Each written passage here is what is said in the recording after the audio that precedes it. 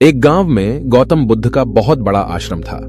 वहां पर एक प्रसिद्ध बौद्ध गुरु रहते थे। वहां पर उनका एक शिष्य बहुत बोलता था। वह हर समय इधर उधर की बातें करता था। जब वह दान लेने के लिए जाता तो हर घर से एक नई कहानी लेकर आता और आश्रम के दूसरे शिष्यों को सुनाता था। एक शिष्य की दूसरे से बुराई करता, चुगली करता और दूसरों के सामने अच्छा बनने का प्रयास करता। खुद के मुंह से ही खुद की तारीफ करता रहता और हमेशा ही खुद को गुरु के सामने सबसे बुद्धिमान और उत्तम साबित करने का प्रयास करता। वह खुद को सभी शिष्यों से अलग और श्रेष्ठ मानता था।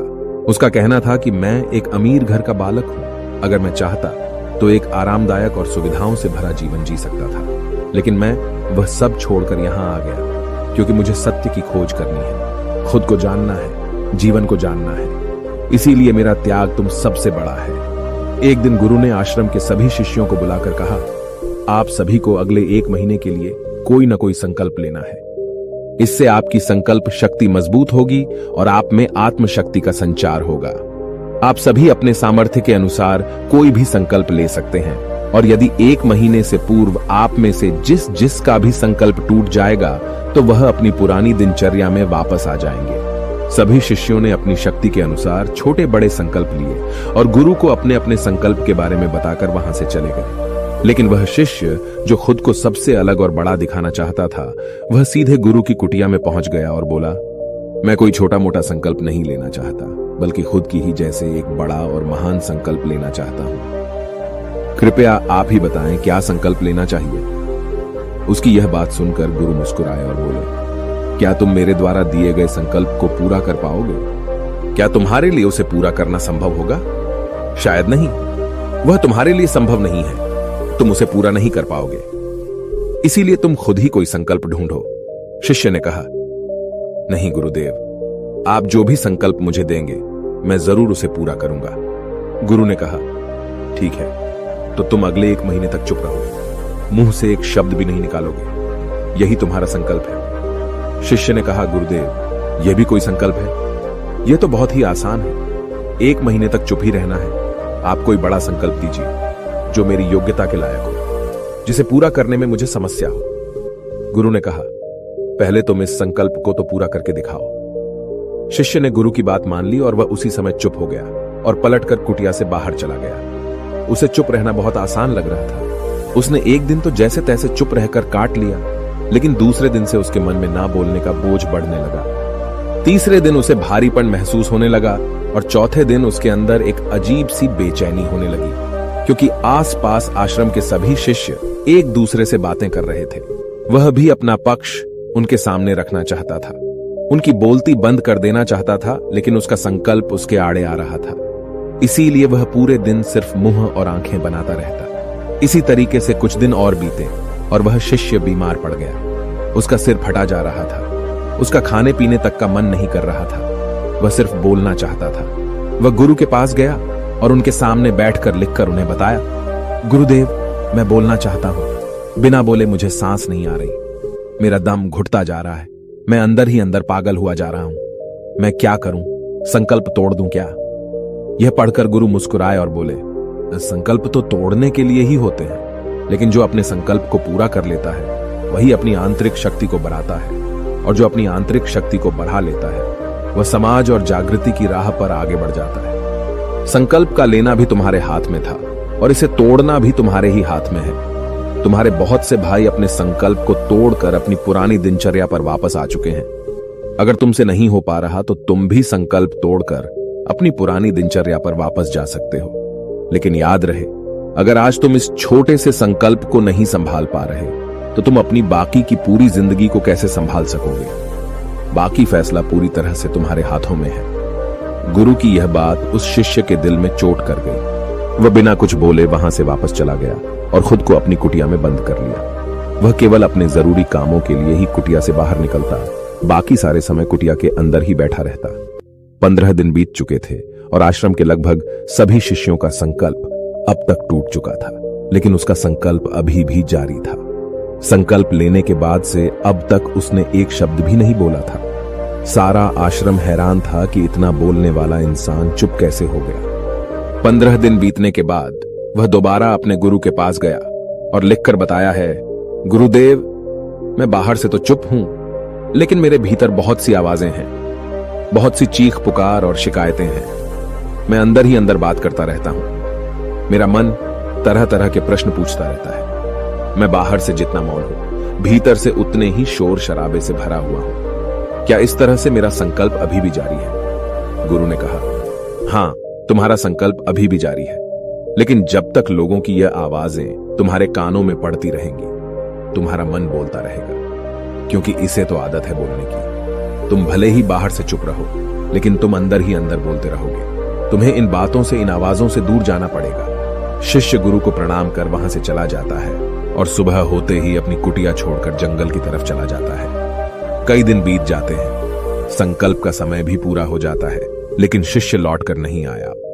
आश्रम में सभी को डर था कि कहीं जंगली जानवर ने उसे खा ना लिया हो। इस बीच उसे ढूंढने की बहुत कोशिश की गई, लेकिन वह कहीं नहीं मिला। सभी गुरु भाइयों ने मान लिया था कि जंगली जानवरों ने उसे अपना शिकार बना लिया है, लेकिन गुरु को ऐसा नहीं लगता था। एक दिन आश्रम का एक अन्य शिष्य गुरु के पास आया और बोला, गुरुदेव, हमारे उस अधिक बोलने वाले भाई के साथ क्या हुआ होगा? क्या जानवर ने उसे मार दिया होगा? गुरु ने कहा, हो सकता है कि जानवरों ने उसे अपना शिकार बना लिया हो, लेकिन उसके न लौटने की एक दूसरी वजह भी हो सकती है। शायद उसे वह मिल गया है जिसके लिए वह गया था। फिर शिष्य ने पूछा, गुरुदेव, क्या ज्यादा बोलना इतना हानिकारक होता है? गुरु ने कहा, इंसान के जीवन के बहुत सारे दुखों में से एक दुख यह भी है कि वह कभी चुप नहीं रह सकता, हमेशा कुछ ना कुछ बोलता ही रहता है। सिर्फ हमारे बोलने के कारण हमारे आधे से ज्यादा दुख पैदा होते हैं। परिवार के अधिकतर झगड़ों की वजह हमारा बेमतलब बोलना ही होता है। हम में से कोई भी चुप नहीं रहना चाहता। हम बस सामने वाले को सुना देना चाहते हैं। जो भी हमारे मन में है, सब निकालकर उसके मन में बैठा देना चाहते हैं। उसे समझा देना चाहते हैं कि देख, तू गलत है और मैं सही। और इस तरीके से सब एक दूसरे की सड़ी गली बातों को ग्रहण कर रहे हैं। इस तरीके से सुनने और सुनाने का यह काम जिंदगी भर चलता रहता है। लेकिन इस नासमझी में हम अपना समय, अपना जीवन, अपनी समझ और सबसे महत्वपूर्ण व कीमती पल जो जिए जा सकते हैं, जिनको अनुभव किया जा सकता है, जिनमें आनंद को प्राप्त किया जा सकता है, यह सब खो देते हैं। लेकिन इसके बदले हमें मिलता क्या है? कुछ नहीं, सब व्यर्थ और बर्बाद हो जाता है। इस पागलपन में हमने क्या खो दिया, इसका एहसास केवल कुछ ही लोगों को हो पाता है। बाकी लोग जैसे उन्हें अपने आने का पता नहीं, वैसे ही उन्हें अपने जाने का भी पता नहीं चल पाता। शिष्य ने कहा, तो फिर इसका समाधान क्या है? गुरु ने कहा, पूरी जागरूकता के साथ अपने विचारों को देखना यही एकमात्र तरीका है। सारी मानसिक समस्याओं का वर्तमान में रहकर चिंतन करना, पूरी जागरूकता के साथ अपना काम करना जिंदगी में चमत्कारिक बदलाव ला देता है। उसके बाद वह शिष्य गुरु से अपने प्रश्नों का उत्तर पाकर उनको प्रणाम करके वहां से चला गया। उस शिष्य को आश्रम छोड़कर गए हुए 3 महीने का समय बीत चुका था, लेकिन उसकी कोई खबर न थी। अब तक तो सभी गुरु भाइयों ने भी उसके वापस लौटने की उम्मीद छोड़ दी थी, लेकिन एक दिन वह आश्रम लौट आता है। उसे देखकर सभी के आश्चर्य और खुशी का ठिकाना न रहा। लेकिन अब वह नहीं था जो यहां से गया था, वह कुछ और ही बनकर वापस आया था। उसके अंदर एक गजब का बदलाव महसूस किया जा सकता था। उसके चेहरे पर एक गजब का ठहराव और आंखों में बनी शांति थी। आश्रम में आते ही सभी गुरु भाइयों ने उसे चारों तरफ से घेर लिया और बातें करने लग गए। वह भी अपने गुरु भाइयों से बातें करने लगा।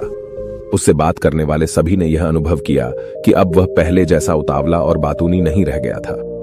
उसके मुंह से एक एक शब्द बहुत ही सुलझे हुए और मधुरता के साथ निकल रहे थे।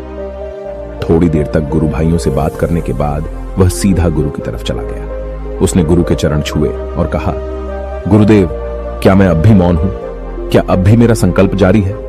गुरु ने कुछ देर तक शिष्य की आंखों में बड़े ध्यान से देखा और कहा, हां, तुम अब भी मौन हो। तुम्हारे मुंह से एक भी शब्द निकल नहीं रहा और तुम्हारा संकल्प अभी भी जारी है। शिष्य ने कहा, गुरुदेव, जब मैं आश्रम से गया तो मैं मुंह से तो चुप था, लेकिन मेरे अंदर बहुत सी आवाजें थी। मन में बहुत से प्रश्न थे और वह बंद नहीं हो रहे थे, तो मैं जंगल में चला गया, इस उम्मीद से कि वहां मुझे शांति मिलेगी और मेरे मन की बकबक कम हो जाएगी। लेकिन मैं जितना एकांत में जाता गया, मेरे अंदर की आवाज उतनी ही तेज होती गई। मेरे भीतर की पुरानी से पुरानी आवाज मुझे सुनाई देने लगी। तब जाकर मैंने महसूस किया कि मैं कितना गलत कर रहा था। जब मैं अपने परिवार वालों, दोस्तों को और गुरु भाइयों को बुरा भला कहता था तो उस समय मुझे लगता था कि मैं सही कह रहा हूं। जब मैं गुरु भाइयों की एक दूसरे से चुगली करता था और उनका मजाक बनाता, तब भी मुझे यही लगता था कि मैं उनसे बेहतर हूं और मैं सही कर रहा हूं। लेकिन उस दिन मैंने पहली बार महसूस किया कि मैं कितना गलत बोलता था। काफी दिनों तक ये आवाजें, ये शिकायतें मेरे अंदर चलती रहीं, लेकिन धीरे धीरे करके एक दिन ये सारी आवाजें मेरे अंदर से समाप्त हो गई। अब मैं भीतर से भी मौन हो गया। उस घने जंगल में बाहर से कोई बोलने वाला था नहीं और भीतर कोई आवाज बची ही नहीं थी, और मैं उस दिन पहली बार मौन का सही अर्थ समझा। मेरे चारों तरफ बहुत शांति थी। हालांकि अभी भी कुछ आवाजें आ रही थीं जो पहले भी आती थीं, लेकिन मैं उन्हें सुन नहीं पाता था।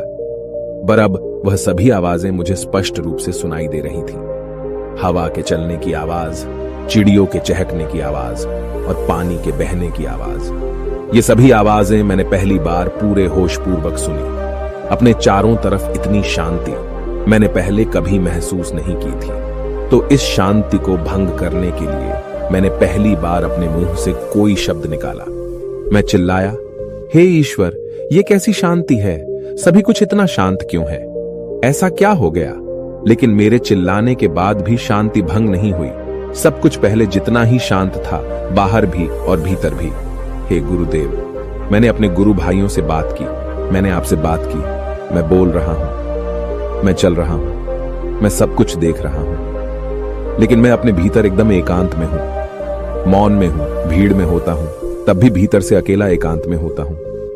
जब मैं खुद में भी शोर करना चाहता हूं, तब भी एकांत में ही होता हूं। अब सब दिखाई पड़ने लगा है, सब सुनाई पड़ने लगा है। गुरु ने कहा, जब तक हम बाहर की तरफ बोलते रहेंगे, भीतर अशांति ही रहेगी। लेकिन जिस दिन हम भीतर की तरफ मुड़ जाएंगे, तब हमारे मुंह से कुछ भी निकलेगा, हम शांत ही रहेंगे। दुनिया में जितनी भी बुराइयां हैं, ज्यादातर हमारे बोलने से ही उत्पन्न होती है, क्योंकि हम चुप रहना नहीं चाहते। हम जितनी जरूरत है उससे कहीं ज्यादा बोलते हैं।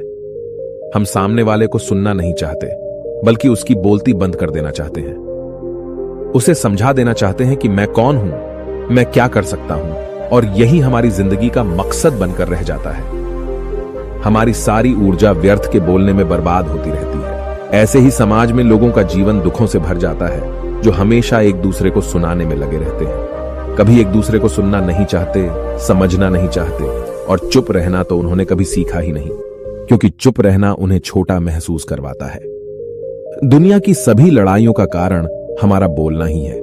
इसलिए हमें सिर्फ उतना ही बोलना चाहिए जितना जरूरी हो, क्योंकि व्यर्थ का बोलना ऊर्जा को नष्ट करना है, और यह बोलना ही हमें कभी अपने भीतर की ओर लौटने नहीं देता, क्योंकि यह हमें बाहर की ओर खींचकर रखता है, और बाहर है ही क्या इस संसार के अलावा। लेकिन अगर अपने भीतर के संसार की ओर मोड़ना है, तो इस मुंह को बंद ही रखना चाहिए। इसीलिए जितने भी बुद्ध हुए, आत्मज्ञानी हुए, वह सभी एकांत की ओर भागे, ताकि उन्हें ज्यादा न बोलना पड़े, ज्यादा सुनना न पड़े। वह एकांत में रहे और शांत रहे, इसीलिए आसानी से भीतर की यात्रा कर पाए। लेकिन अगर कोई चाहे तो इस संसार में रहकर भी एकांत में रह सकता है, शांत रह सकता है, लेकिन इसके लिए उन्हें अपनी ऊर्जा बचानी होगी, जिसे वह अब तक अपने व्यर्थ के शब्दों में बर्बाद कर रहे थे। दोस्तों, इस कहानी की सीख यही है कि व्यर्थ का बोलना ऊर्जा को नष्ट करना है। ज्यादा और व्यर्थ बोलना ही हमें अपने भीतर की ओर लौटने नहीं देता, क्योंकि यह हमें बाहर की ओर झुकाए रखता है, और जिन्हें भीतर की यात्रा करनी है, उन्हें अपने मुंह को बंद ही रखना चाहिए। मुझे उम्मीद है कि आपको यह कहानी पसंद आई होगी और काफी कुछ सीखने को मिला होगा। कहानी के बारे में अपने विचार आप हमें नीचे कमेंट बॉक्स में कमेंट करके बता सकते हैं। जाने से पहले